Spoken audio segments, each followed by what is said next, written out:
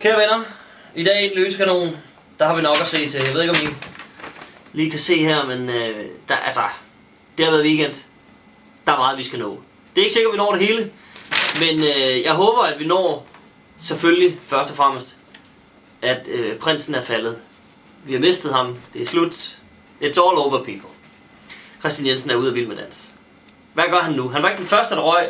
Der kan han ikke få noget omtale. Han vinder heller ikke. Der er heller ikke noget omtale. Hvordan han vil spinde og ryge ud midt i, det skal vi finde ud af i dag.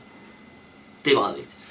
Udover det, så skal vi en tur til Nordjylland, hvor politiet er kommet i knibe på grund af noget med nogle bøder. Og det er en meget mærkelig, helt på hovedet historie.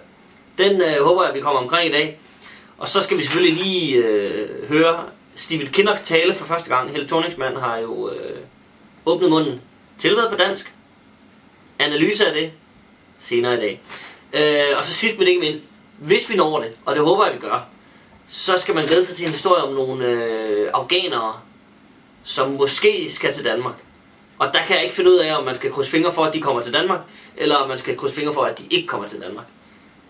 Det er en speget affære, involverende nogle teenage-drenge og nogle toiletter. Så siger jeg ikke mere. Nu skal I lytte med, når klokken bliver 14.